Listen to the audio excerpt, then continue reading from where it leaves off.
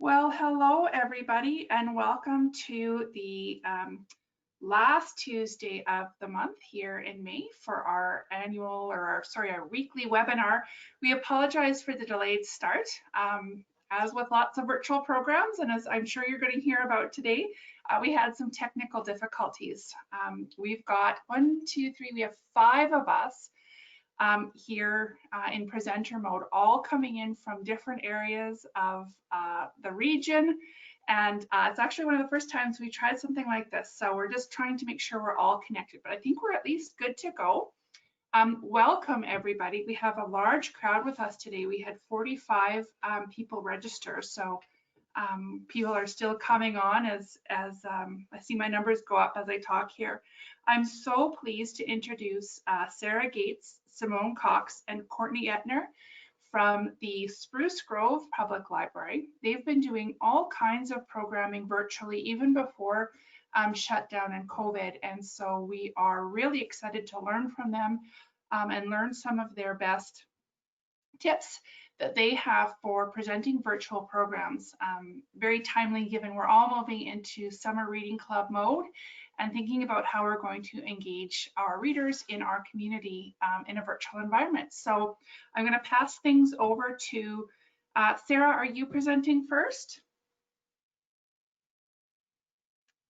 Yes, I am, Sarah. Yes, I am, rather. Okay. Sorry. Just checking I'm actually working, okay? None of us can see each other, but this is new for us, so very exciting. As usual, don't forget to pop your questions into the question box. Both Lena and I are here to answer your questions. The handout for today's session was too large to add to the handouts box, so I will email it to attendees at the end of today's session. So you'll get the slides that way. And Lena and I will be popping in to review your questions with the presenters throughout the session. So yeah, take it away. All right. So can I just check that, that everyone can see these slides first of all before I get started? Yes. Can everyone see the slides? Okay, perfect. All right. So today we're going to be covering tips and tricks for awesome virtual programs. So this is by us here at the Spruce Grove Public Library. So to start off with the background to our virtual programming here that we have been trying at our library, it started back in 2018 when we started getting our new plan of service for 2019 to 2023. And we based this on our community's priorities. So we go to them and we ask them what they would like us to focus on for our next plan of service. And some of the items that came up this time was visit a comfortable space. So what this includes is that community members of all ages will have barrier-free access to physical and virtual spaces here at the Spruce Grove Public Library. So that fits in perfectly with virtual programming and kind of all our social media and our website and all of those other pieces online. And then the other big portion was encourage literacy. Now, literacy comes in all shapes and forms. So you've got early literacy, family literacy, physical literacy, and of course, digital literacy, which is a big priority right now. We actually soft launched this a little before the plan started. So we started in fall 2018. And at that point, we actually started with our virtual reading clubs or book clubs. And we did them for various different age groups on different platforms. And then we also had virtual story times. So it was kind of like an early version of what we're kind of currently doing. And on that, we got some videos that we pre-recorded and edited and made them a little more pretty. And then we put them on YouTube and we have a whole archive of those right now. One of the focuses at that point was we also wanted to combine that with a way of getting to know our staff better here at the library. So each program, each story time was a different staff member reading one of their favorite books. So each week was different and everybody has their own styles of presenting, and it definitely gives you some variety in your story times if that's something you try doing. So here's a picture of me doing one of my live story times that I've been doing recently. And we're going to first of all look at virtual story times and our online clubs that we've been doing here at the library. So the book clubs I just kind of talked about a little bit, and then one of our new programs we just started recently, which is the Pokemon virtual club as well. So my email is on here and you will all get your slides afterwards in your emailed package, and so you can contact any of us doing the presentations today if you have further questions afterwards. So taking a look at virtual story times versus cyber tales, and that's a picture of my daughter. So one of the things we all have to do with libraries is we have to use what we've got. So this is my library at home, and so I've been doing a lot of my virtual story times, my cyber tales, here in my own space, because you know, some of us we're working from home, and then some of us still have access to our libraries, so you kind of make do with what you've got. So the virtual story times I'll start talking about first. These were the ones that are pre-recorded and edited, and so you can kind of, as I said, you can pretty them up a bit. So if you kind of fluff it a bit and mess up, you can kind of take out those pieces. So especially when you're first starting doing virtual programming, this is quite a helpful way of doing things, because if you mess up, then nobody knows apart from you. So that's pretty helpful.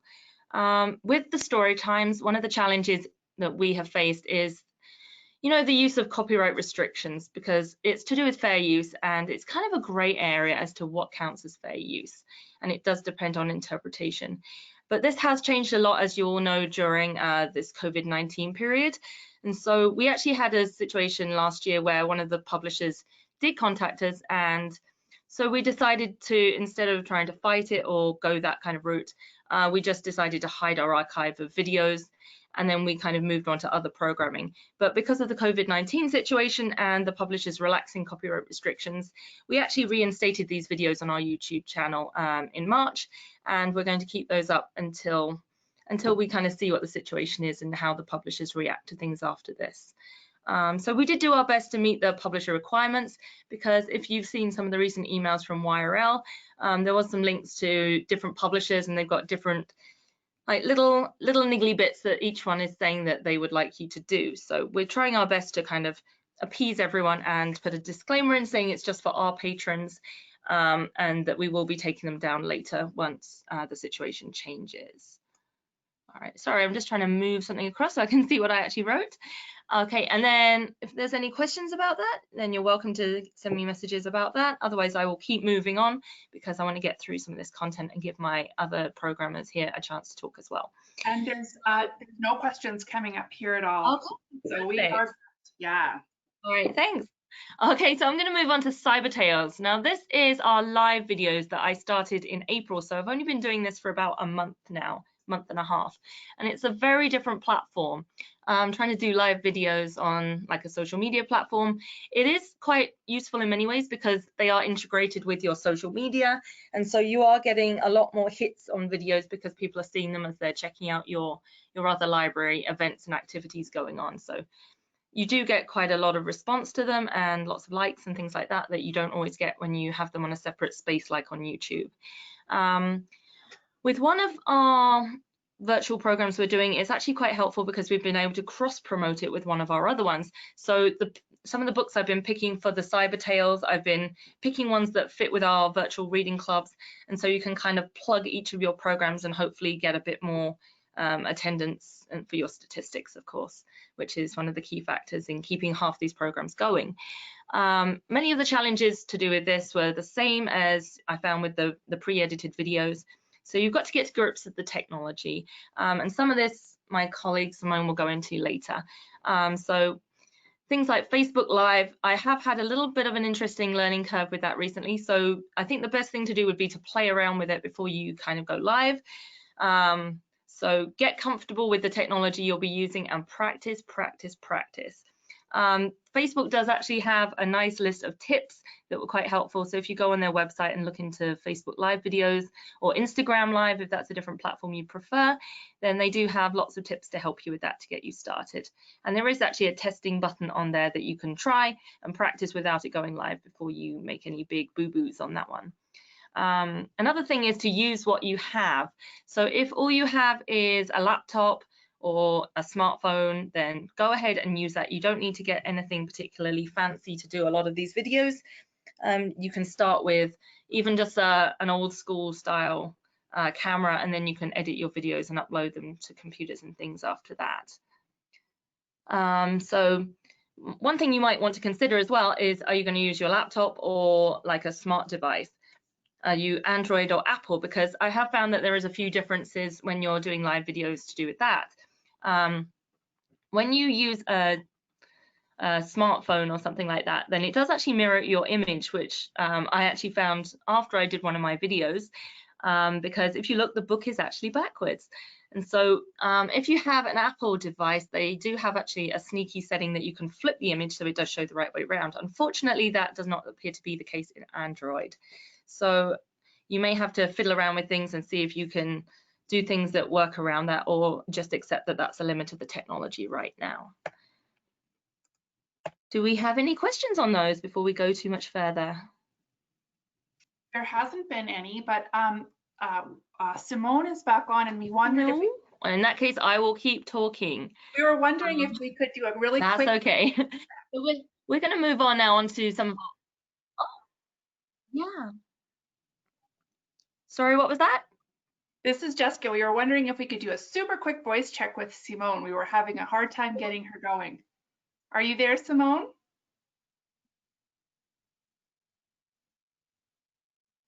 Nothing. Okay, we'll keep working on it in the background, and I'm so sorry to interrupt. Oh, that's okay. Yeah.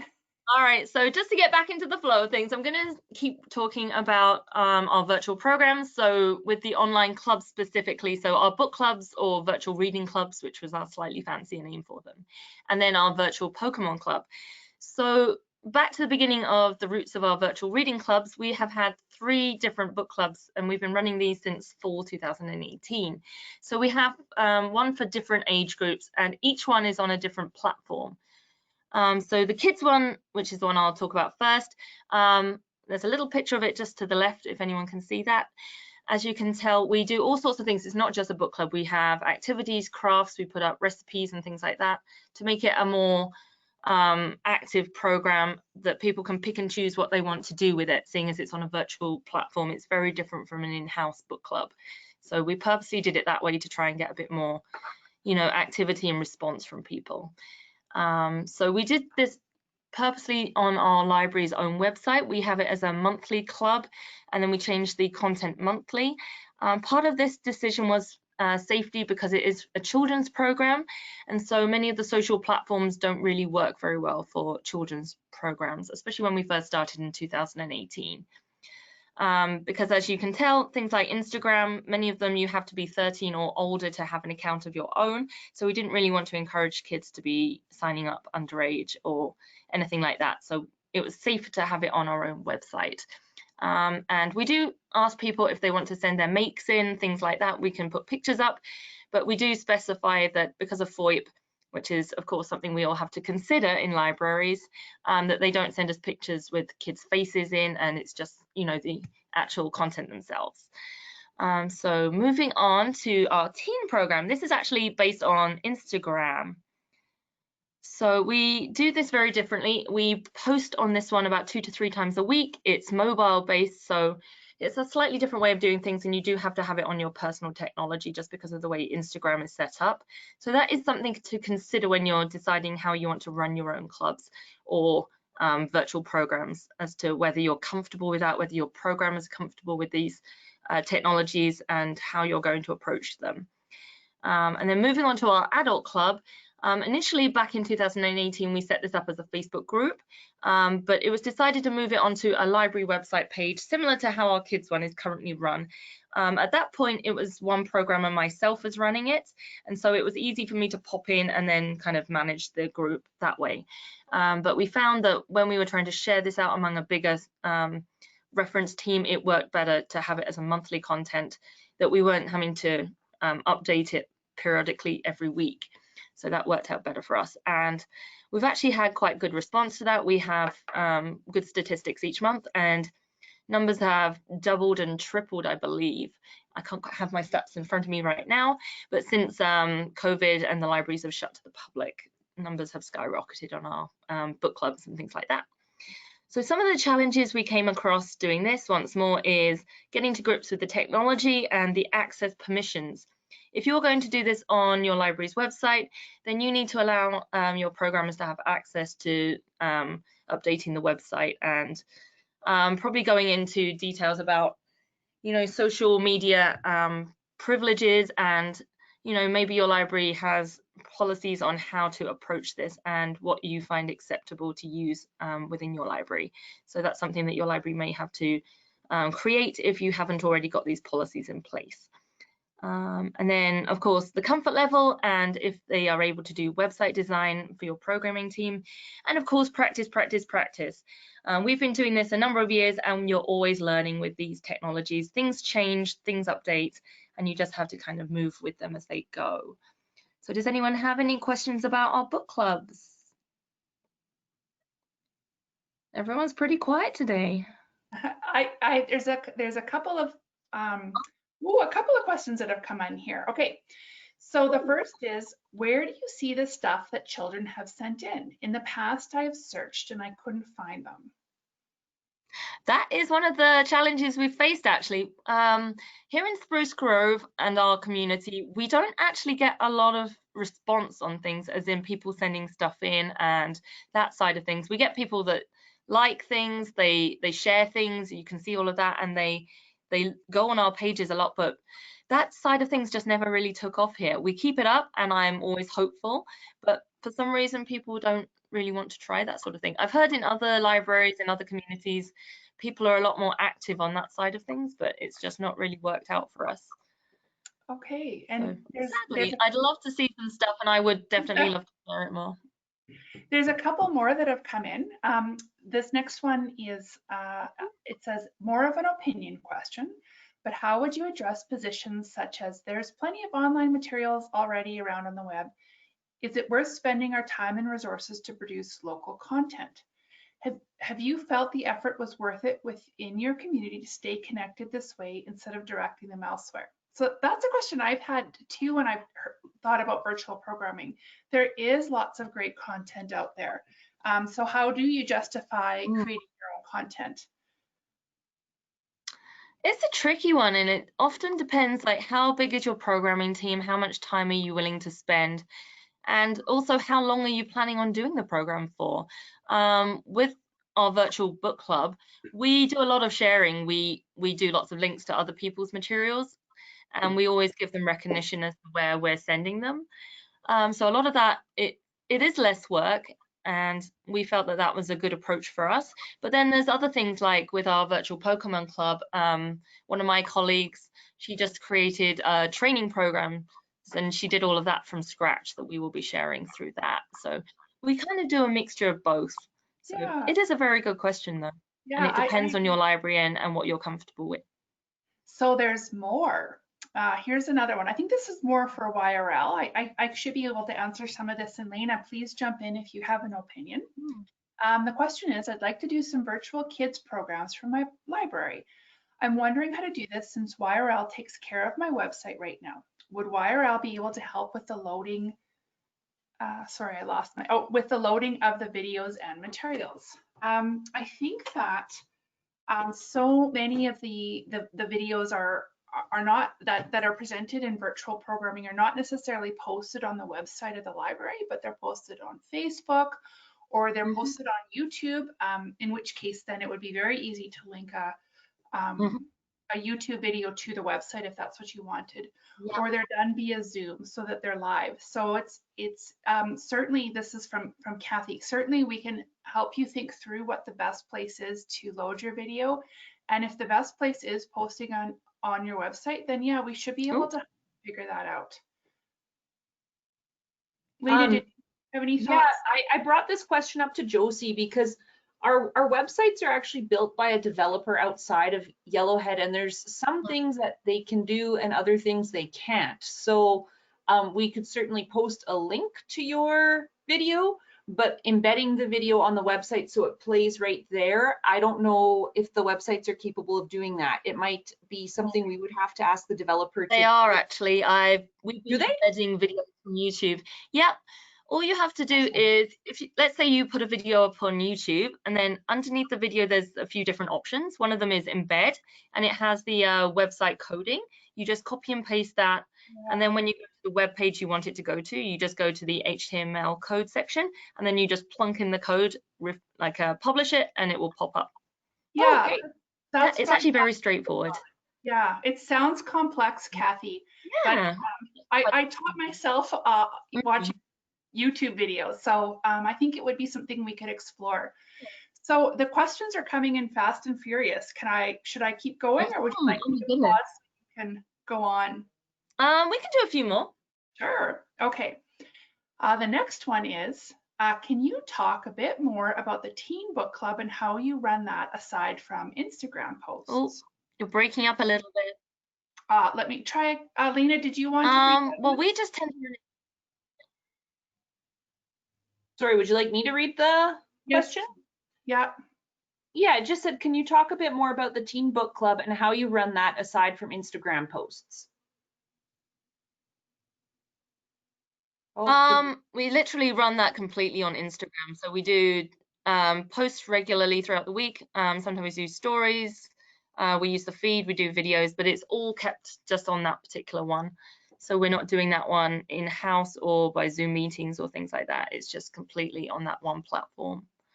Okay. But just because we do it that way doesn't mean that you guys have to do it that way if you create your own. I mean, it depends. If you have an in-house program and a group that's already set up, then it would be more of a case of transferring that onto an online platform, and that would be very different from starting it from scratch online as well.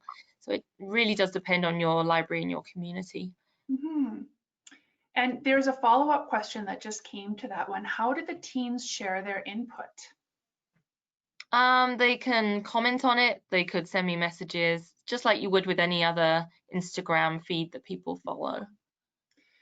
And the last two are just, I think, more bits of advice or opinions here, not necessarily questions. Oh boy, they're just coming in fast and furious here, which is awesome. I love it. Just give me a second here. At Westlock, they say they're able to embed video on their websites, no problem. So that's really good to know. And then another thought, this goes back to that earlier question about choosing whether or not to create your own content versus taking other people's content. And the comment is, I think it all kind of comes down to, sure, there's lots of online story times, but the kids in your community are going to like seeing friendly, familiar faces. And I think that's a really good point. It's a way for you personally and your staff personally to connect with your community when they can't see you in person. So, one other comment that came in, an issue for me is to grow out the audience. I share our posts out on community pages. Do you have any ideas about how to grow my online audience? I'm going to let some of my colleagues talk a bit more about this as well, because I know it was coming up into their sections. Sure. A lot of it is about reaching out to your community partners and kind of cross-promoting each other's things. So you're sharing like the library's community audience, and then kind of hopefully people that may not be as familiar with your platforms and other things, or people that maybe, you know, they come in-house, but they're not able to do that right now, and maybe they'll discover you in another way. So it's trying to figure out ways of reaching those audiences and kind of pulling them into what we're doing, because we have so much amazing stuff that we do, and we're so passionate about it that we just want to share it with more people. Yeah. And it is a challenge. I totally agree with that. Yeah. And another comment that came in was, the person said, I wasn't sure if I would bother doing our popular book club virtually, but it's been a big hit. People do want to stay connected with their community members. So in this case, it sounds like the advice is, if you're not sure, just try it anyway, because you never know how people are going to respond. And in this person's case, it sounded like they responded really positively to online content. That sounds fantastic. And that is a great piece of advice, definitely. Yeah. Okay. You know, try it. Yeah. I'm going to mute myself and let you carry on. That's awesome. Great questions. Okay. Sorry. There we go. All right. So I'm just going to talk briefly, because we had some time to do some chat just then. So I'm just going to briefly touch on the virtual Pokemon Club. This is a program we run in-house. It's been going for a number of years. We have a core group of 7 to 12-year-olds that come weekly to our library to trade cards, to do anything Pokemon related. And we really didn't want to lose that when the library closed in person. So we've tried to adapt it to an online platform. This was launched in April, and pretty much we took the template that we did for our kids reading club and we used that and made it a Pokemon related content. So as you were saying earlier about, we don't have to reinvent the wheel. Sometimes, especially when time is short and we've got so much to do, it's a way of trying to, do what we're trying to do, but at the same time, do it in a way that doesn't take as much time for us, because we've got so much else we need to get accomplished at the same time. So this also is a monthly program, and because of the age group, we did decide to host it on our website. And the website is actually fairly straightforward to use as long as your library is comfortable with a little bit of content addition on there. So it's just a little bit finicky when you first start off, but once you get into it, it's pretty straightforward and all the pages kind of work in the same way. So that's easy enough. Some of the challenges are the ones that we had before about FOIP and web safety concerns with this age group and demographic. And the technology, once more, it's practice, practice, practice, get used to things, try things out. Maybe your community doesn't do so well with Facebook, but maybe it works better with the website or something else that you want to try as well. So it really does depend on your community, because every community is so different that, what works in one place doesn't always work in another. Okay, so I'm just going to flip this slide. So I'm just going to wrap up with things to consider. So for all the virtual programs that I've come across. So do your research beforehand. So when you're starting to plan your program, think about what you're trying to achieve with it. So looking at the pros and cons of the different platforms, like you've got Facebook, YouTube, Instagram, your library's website. You could do it as a Zoom meeting. I know some people have wanted to do that with book clubs before. We haven't tried that yet, but never say never. And then there's so many different ways you can go about doing this. So also, how much time do you have to dedicate it to this program? So if you don't have a lot of time, then maybe look at some of the other programs and things that you could adapt, or look at other people's materials and use those and share those and incorporate other people's materials into your content that you want to create. And part of that is also, how long are you going to be running this program for? Is it going to go during just during COVID-19, or is it going to be going throughout the summer? Is it going to be a program you're going to be keeping going through into the next few years? So is it worth putting a lot of time and effort in at the beginning? That's entirely up to you to decide. And how frequently are you going to be updating it, or changing content or posting to whatever you're trying to do? So that all comes into what is your overall goal for the program and who is your target audience. So once more, as I said, certain social media platforms, you have to be over 13 to have an account, officially. So we don't want to encourage people to be getting accounts if they're underage, because maybe that isn't a platform that is very suitable for them. Also, do they use that platform? Because as we know, once librarians, once businesses get onto a platform, then the younger kids kind of fall off those because they're not so cool anymore. So, if you're trying to do a kids program, then maybe Facebook or something isn't maybe the place for that. And then how are you going to reach your audience? Once more, how are you going to get your community to come to your program? Are you going to have it embedded literally into your social media, or are you going to be sharing about it and putting links in on your social media to wherever you're hosting it? Or talk to your community partners and see if they're willing to promote it as well. And then get familiar with the technology. As I said earlier, you can start simple. You could have a traditional camera, you could have a smartphone and just do everything on that. Or you could decide to invest in this if this is something that we're going to be doing for the next couple of years. Just for example, then maybe it would be worth investing in tripods or halo lights or image stabilizers. I've literally just purchased a halo light and an image stabilizer for future programs, and I still need to get to grips with those because I literally haven't had time with everything else right now. But I'm looking forward to it, and it's always fun to play with these new little toys and kind of see how they can be incorporated into your programming. And once more, practice, practice, practice. Get comfortable in front of the camera. It is a very different medium than trying to do in-house programming like story times, and it does take a bit of getting used to. If you've been used to having audience responses to reading a book, then it is very odd when you first start doing this, because you just don't get that feedback to kind of see where the audience is with your storytelling. Be professional. This is it is a business or an organization, so you have to remember that you do represent your library. So it is going to be slightly different from your personal social media feeds or anywhere else you are online. And definitely keep a sense of humor and be able to laugh at yourself. I had some issues with Facebook a couple of weeks ago. I thought I had a handle on the whole Facebook Live, and then it turned out they updated the whole thing, and I just couldn't get onto it, and I was late running my program, and I just had to apologize to people, and I got it all done. But it definitely kind of gets you a bit flustered when things don't quite go how you expect. So be willing to go with that and kind of just go with the flow when you have to. One of the other things to, at the beginning of your planning your program in the initial stages, is how you're going to capture your program attendance. Because in-house, as we all know, it's very easy to look at the little kids right in front of you and count how many there are. You know, how are you going to do this as a virtual program? Are you going to go into the algorithms and, you know, see how many people are viewing your site? Are you going to do it as engagements or likes or shares or whatever you're going to do?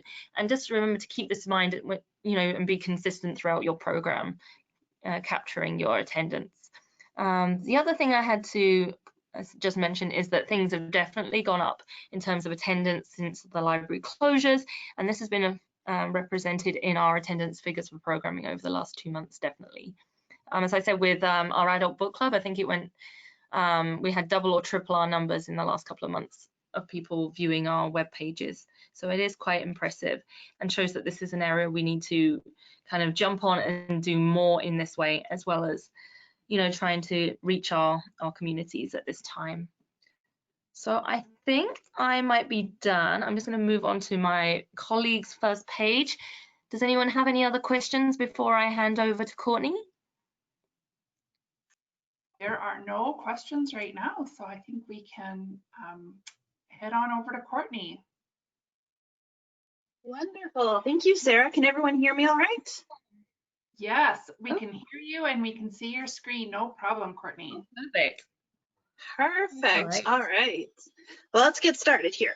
So good afternoon, everyone, and thank you for joining us today. My name is Courtney, and I am a Community Services Supervisor at the Spruce Grove Public Library. Today, I'm going to share with you my process in creating online programs, specifically an online writing club and a virtual ComicCon. So Sarah is going to be my trusty button pusher here, so let's get started.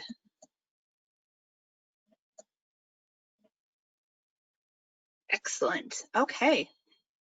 So we have had an adult creative writing program for almost 10 years at the Spruce Grove Public Library. This program has taken many names in the past, but it is currently called Write On. This group would consist of about 10 to 20 participants that would attend the program on Wednesday nights at the library. But due to COVID-19 and the libraries being closed, this program could no longer be held in person at the library. This program was in very high demand from its participants. Therefore, it was transformed into a virtual alternative using our website and our Facebook group that we had to create. All right, next please, Sarah.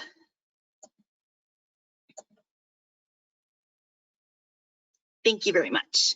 Okay, where are we here? So while designing this program, I tried to keep the program as familiar as possible to the participants and only added a few new elements here and there. Usually there's about 5 prompts that would be given to the participants. They would have about 20 minutes to write based off the prompts they were given. They would share what they had written, take a nice break, and then try the process all over again. That was how it usually was done in-house. But of course we had to go digital. So a fun feature of going digital, besides addressing our plan of service, which is super great, is that the prompts could have more variety. Like I could post videos, a clip of music and pictures to further the writer's inspiration on our webpage.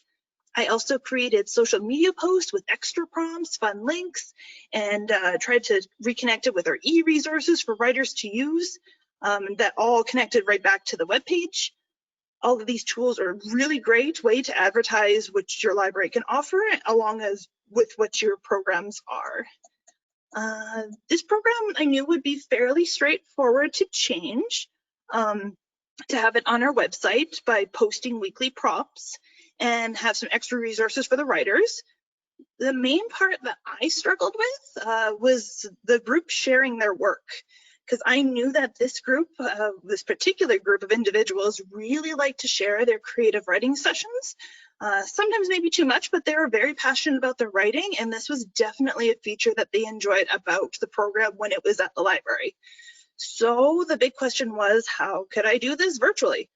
I had considered posting what they wrote on the website, getting them to share on a blog and other writing websites, but ultimately I needed some place that was easy for them to access and somewhat private, just so their work wasn't blasted for everyone to see. So I created the Write On Facebook page. It could be easily accessed through the Write On webpage, so I just added a link there so they could click on it and then join and then see what other people were writing. And what was really great is most of the participants already had a Facebook account, so the transition with the technology wasn't too bad. So this was very easy for them to do, and then that way they could share what they had written if they wanted to with each other. Of course, there are other challenges to consider, such as the age of your group, what is their technology level of expertise, accessibility, and time required on your part. So if you don't have a lot of time, for me personally, this is a really easy way just to put up 5 prompts, let them take it away themselves, and then periodically check in with the Facebook group just to see how things are going. With all these elements considered, there are many other options for you in creating your own virtual program. So I would recommend to really take some time to brainstorm prior to launching your own program. I think the whole sharing aspect took me about almost a week to really narrow down what I wanted to accomplish, but that's okay. As of right now, we get about 20 participants on the virtual Write On by looking at our Google Analytics and participation on the Facebook group each month. For the majority, I get a regular group of participants in this program, but some of the participants are new to the group, which for me, this is super exciting because this is a great way to reach out further to our community and be more inclusive. So sorry if I went a little fast on that. That's all I have about the virtual writing programs. Was there any questions before I get on to the virtual ComicCon? There was just one. Okay. The question was, how do you keep it private? The Facebook group is a private group, so I mean that's kind of the most private I can get versus just putting it on a web page that everyone can see. So you do have to join the group. I know there was some hesitation from the participants about even sharing in a private group, but I mean they've been pretty open to the fact and do enjoy putting their stuff on the private Facebook group, so that hasn't been too much of an issue. And then a follow-up question to that. Who would give the permission for the new member? Would it be you, Courtney? It was myself, and then I do have my colleagues Sarah and Simone also as administrative, just to kind of help me go through it. But yeah, for myself, I'm the main person, main go-to. Great, thank you. Yeah, and that's all. Yeah, that's all. Perfect. Okay, we're gonna zoom right on to the virtual ComicCon event because this is pretty fun. Very big passion project. Okay, so every year we celebrate ComicCon and Free Comic Book Day on the first Saturday of May. This is a huge once-a-year event at SGPL for all ages. We had a variety of activities planned for it happening at the library, such as giving out free comic books. We were going to have face painters, fandom-themed crafts. We have a parasol dueling people. We had the 501st Legion. For those of you that don't know, that's volunteers of people that dress up in Star Wars costumes. We have special story times planned. And this year we also had planned a mini escape room, and we were going to have Disney princesses attending from the Glass Slipper Entertainment. Unfortunately, this was all canceled due to COVID. So the programming team and I decided to work together to create this new virtual event. So I started by contacting all the vendors for the event to see who was willing to adapt to a virtual platform. Then we started to build the web page on our website. Everyone from the programming team contributed to the project in different ways. We engaged our patrons with a variety of platforms to keep this event fun and engaging. To start was the SGPL website as our kind of our go-to landing page. Then we used our social media to advertise, interact, and direct the patrons to this event. We created YouTube videos. There was some Google Forms. and our SGBL resources such as Hoopla, RB Digital, and Team Book Club. So that was all for people to read manga and comics online. And of course, links to activities found on the internet. All right, next slide, please, Sarah. So luckily for us, one of our vendors did get back to me, and I was able to purchase a special story time with Disney's Moana from the Glass Slipper Entertainment. This was a huge attraction and really boosted the numbers of visitors to our website. I'll just kind of go into some challenges here. So like all projects, there are always a few challenges that we faced. Because of how quickly COVID happened, we had to cancel our initial event a little over a month prior to when it was supposed to happen. Therefore, it was a bit of a time constraint with planning this event. When we decided to have a virtual Comic-Con, we had just under 3 weeks to plan it. Another challenge was trying to coordinate with our vendors. Sometimes it took a while for them to get back to me because how busy they were, and they're facing their own challenges with COVID, and of course, our schedules. Another challenge was learning a new technology, which can take time. For example, learning to record videos and putting them on YouTube, and creating our own Pokemon trainer test by using Google Forms. So these were both fairly new technologies for myself and my team. So it did take a little bit of time, but thanks to good old Googling and teamwork, the process was not too difficult. We made it through to the other end. So even though this project was a little unexpected, there were still some great benefits to this event. Because it went virtual, we could keep the webpage up for as long as we wanted versus just having one day. We decided to keep it up for the month of May so that there was enough time for everyone to enjoy it. And sometimes other staff members would find interesting activities to add to our webpage, so we could add those and continue to build. This would also entice patrons to revisit the page for something new. If you have a smaller library with limited space, going virtual is a great alternative.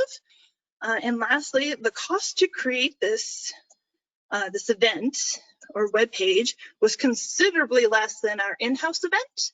Overall, we spent about 1/7 of our budget for this virtual Comic-Con, which is always a nice bonus to save some money. My advice for creating your own would be, number one, of course, give yourself lots of time if you can afford it. Make sure the quality you put in really stands out. I was very lucky to have 2 really talented colleagues that can make videos and deliver them confidently. So if you're not feeling confident yourself, find colleagues who are, or take the time to practice. Like Sarah mentioned, practice, practice, practice. It will really show in your videos. When building our webpage, we reflected on the activities that we would normally do and alter them to virtual as best as we could. So for example, we had fandom crafts for patrons to do at our Comic-Con event. So we looked into some online, put them on our webpage for patrons to do. There was some how-to videos and some drawings. So just things that would be easy for our patrons to have fun with. Another piece of advice is, of course, teamwork. There is no way I could have done this without my team. So I highly recommend reaching out to see how everyone can contribute to your vision. Lastly is expect the unexpected. I have learned that you can be super organized, you can plan this many months ahead, but it can very quickly be all flushed down the toilet. So don't worry, don't freak out, be flexible and adapt as best you can. And that is all I have about creating a virtual event. Before I pass it on to my colleague Simone, are there any questions? No, none have come up right now. Thank you. That was really interesting. Awesome. Thank you very much, everyone. Hopefully we can get Simone on here. Yeah. Hello. Hello, Simone. We can hear you. Hey. Well, this is a prime example of when things take a little while to go right. Okay. It sounds great, and we can see your presentation. So we did it. We did it. Excellent. High five, everyone. So my name's Simone. I'm a programmer and library assistant at Spruce Grove Library. And today I'm going to talk to you about our virtual tech tank and our makerspaces online. So, next slide, please. So first question I'm sure you have is, what is the tech tank? Well, the tech tank began as a room called the Innovation Lab all the way back in 2014. We wanted to create a space in keeping with our plan of service, barrier-free access to technology for all patrons and all ages. Families can come in, teenagers, and next slide, please. It's a room that through money from the Rotary, and we've been able to get virtual reality headsets, Sphero robots, Osmo, Lego robotics, and we also have what I call old school technology, like Etch-a-Sketch, Rubik's Cubes, Light-Bright. So we've really tried to cater to everyone's tastes and everyone's interests. The room's very popular. We get about 1,000 visitors a month. During summer, we'd get close to 2,000 sometimes. Oh, next slide, please.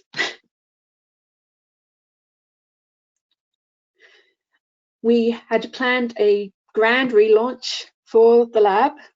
After 7 years, we wanted to freshen it up. So we had a new look, new name, Tech Tank, and then of course COVID-19 came along. And so we had to rethink everything. And we decided, instead of putting a hold on the relaunch, we'd do it online with our virtual Tech Tank. And on this slide, I've also added a link to our webpage for the Tech Tank. So afterwards, once you get this, you can have a look at the different activities that we have. Next.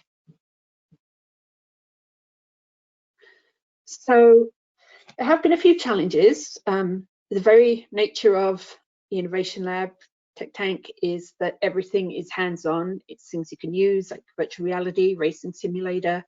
So we had to really think about a way to get technology and creativity and science in a virtual way that would keep people interested. Next.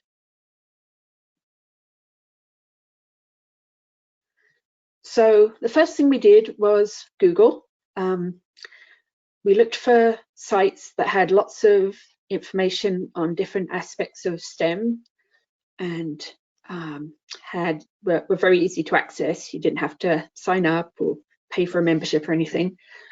Two of the best ones we found were the Tell Us World of Science, which have lots of really great websites and tutorials and videos and on all kinds of subjects, everything scientific and gooey, you know, making slime. And another one is called The Kids Should See This, which is also TKSST. And that site collects thousands of videos from different websites that are focusing on science, tech, space, nature, art, animation. And their basic thing is that even though the video might not be aimed at children, it's still something that children will find interesting. So, you know, it's all bunched together for them to see, and I feel that's been a really good resource. Next. We've also tried to keep with the old school technology as well, because so many of our Tech Tank people love it. And so I really wanted to find something that they'd enjoy. So again, Googling, I found a virtual Rubik's Cube where you can move the cube around with your mouse, and a virtual Etch-a-Sketch where you draw with your keyboard. And it's just as tricky to draw on that as it is to draw with a regular Etch-a-Sketch. And that's gone over really well. I think people like having the mix of old and new. Next.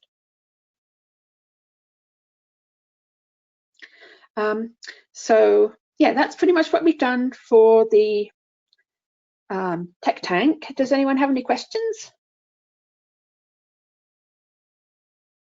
Hey, Simone, there's not been any questions so far, but I have a comment personally. I just love that you incorporated some old school tech like Etch-a-Sketch and chalk and Rubik's Cube in your lab. That's very cool. And we have electric typewriters, and I would say after the virtual reality, they may be our most popular item. Like kids just are amazed. They're like, how do I put the paper in? How does the ink come up on the paper? And they just love it. And grandparents can show the kids. And we have a virtual typewriter on our page as well. I love it. Very cool. So now I'm going to talk about our makerspace online. Next.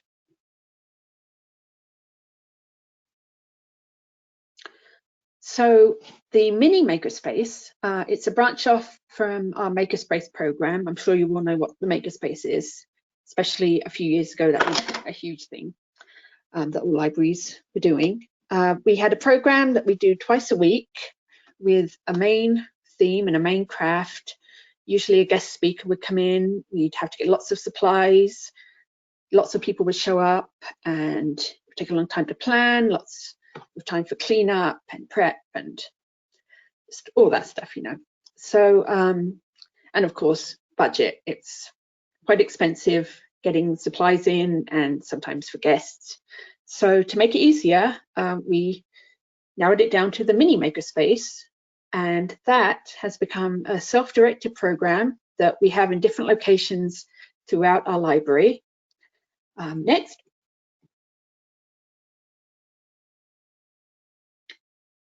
So this was one example of a successful one we did, where people made pop-up cards, and all we needed to put out for that was some cardstock, glue, scissors, and colored pencils. So it frees up staff time, and it gives families a chance to work together making things. I find that was something that was missing a bit from the big program we did, was parents would leave the kids to do the craft and they'd go off and look at books or whatever, but now everyone seems to be taking part, which is really nice to see. Next.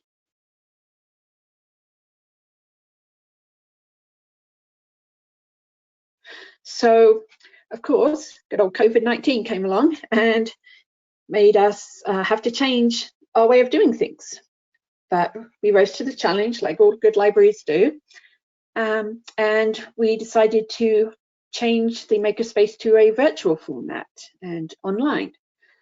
So the image here is from our virtual mini makerspace webpage, and I believe there's a link to that also, so you can see all the different things we've added.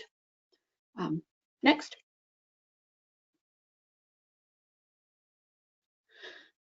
So, of course, there's been challenges. So creating content that will engage people virtually. As someone asked, what's the difference between what we offer and everything else that's available online? So trying to find the secret to that, how to make it popular while there's so much choice out there. And with makerspaces, you'd see the supplies getting used and the crafts being finished. But with it being online, I mean, you can go to Google Analytics, but you don't see firsthand people using your stations or interacting with it. So you're never quite sure how successful it is. And also making sure the crafts aren't too complicated, because you don't want something that people are going to just start with and then just say, oh, this is too hard, because attention spans are quite short these days. So next slide, please. So I found a really good way to get people interested in the virtual mini makerspace is to record videos. And I just wanted to share with you some of the tools I use to make my videos. For recording, I used a program called Screencast-O-Matic. And it's an app, it's free, and you don't have to download the program. You can connect to it straight from your computer. And in the next slide, I'm just going to explain some of the reasons why I like to use it. Next slide, please. Thank you. So it's available on all systems, Windows, Mac, Android, Chromebook. So no matter what you have, you can use it, and it doesn't take up a lot of internet. So, you know, if your computer is a little bit older, you don't have to worry too much about it lagging. The computer I had to make my last video was 10 years old and worked fine with it. So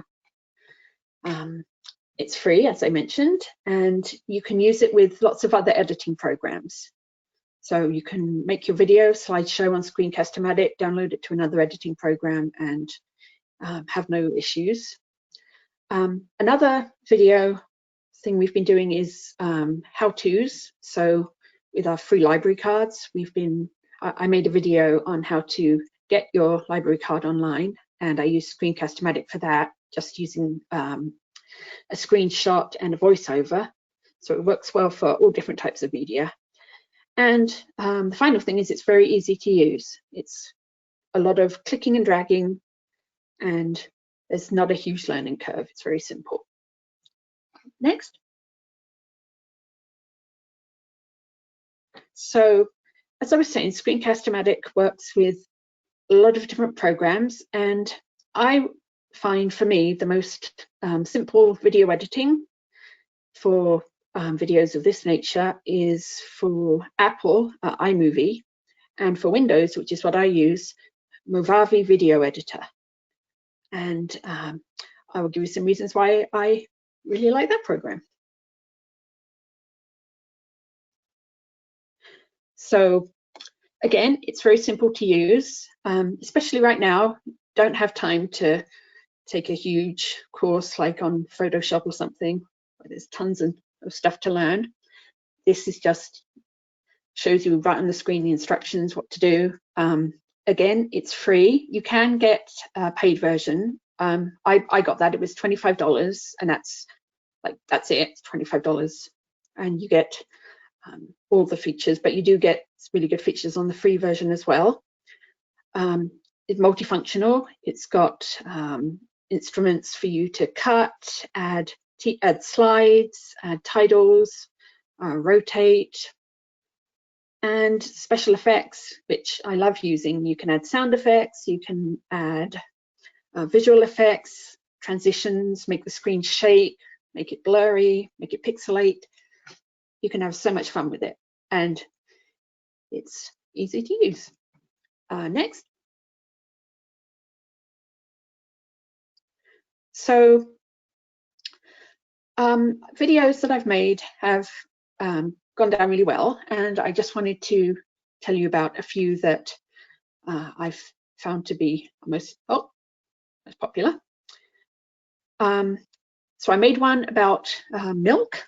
It's just some milk, some food coloring, and some dish soap.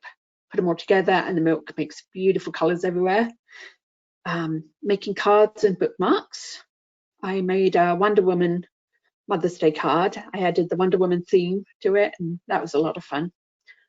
Painting and decorating rocks, just acrylic paint and some pencil crayons.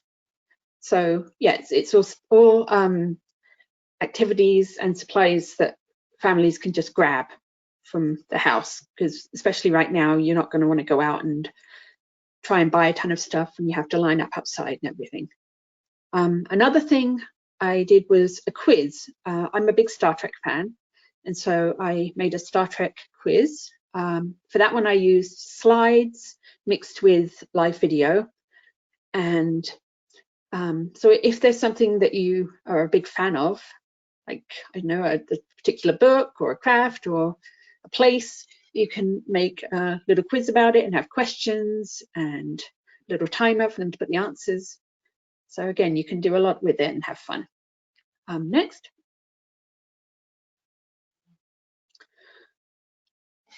So some advice I would say for making videos, some tips, is to test how you look on the camera before you start. Make sure your background looks okay, the colors and everything. If you, like me, have furry co-workers, make sure they're not in the background barking or something. Lighting, I made a video where I had a light behind me and it looked like a halo on my head when I was watching the video back. So that's something to check on. Speaking, make sure your voice is very audible and clear. If you're nervous and you're umming and ahhing a lot, just do a retake, because editing is really your friend. You can just do as many takes as you need. You can splice them together if part of one works and the other one doesn't. just mix them and you're good to go. Find activities with crafts that you can clearly show in your video. So you don't want to say something where you're knitting or sewing and you're just hunkered down and the person on the screen is like, well, what are they even doing? So something you can show steps with is really useful. Like I say, activities that are easy to get supplies for, and try not to make your video too long. I usually have mine about 3 or 4 minutes. I find that's more than enough time to get all the content. And write a script. It really does help when you're trying to think of what you need to say. Next. If you're having some trouble thinking of ideas, there are some really great library Facebook pages. These are 3 of my absolute favorites. Programming Librarian Interest Group. So you can ask questions about what other libraries are doing for their programs, or what do they think would be good for yours, and get some really good advice and tips.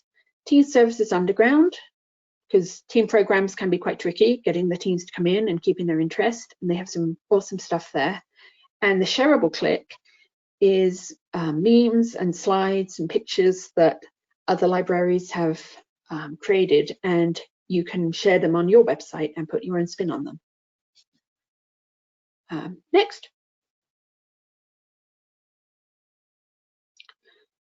A good way of really promoting your library too, and getting people to follow you and keep them interested, is to let your patrons know how your library is doing.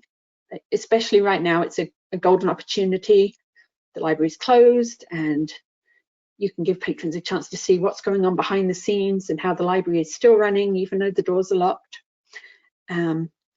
We have a little mascot named Elf, stuffed elephant there, who's helping my colleague call people for their holds. And we've put Elf in a few different pictures of shelving and checking in. And all of those posts have done really well, get about 20 or 30 likes. So yeah, people really enjoy seeing behind the scenes stuff and seeing how their library is going, and seeing people they recognize, seeing a familiar face, and get lots of comments about that. Next. So just a couple more tips.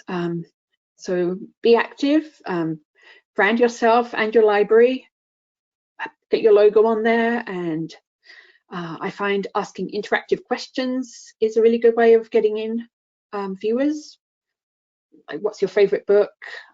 Simone really likes reading sci-fi. How about you? So you kind of make it personal and welcoming. Welcome feedback and comments. Make sure you tag your community partners as well, because everyone tagging each other, it gets out to a much wider audience. And just show your patrons that you are reading their comments and you're taking notice. And next, please. And basically, you don't have to reinvent the wheel.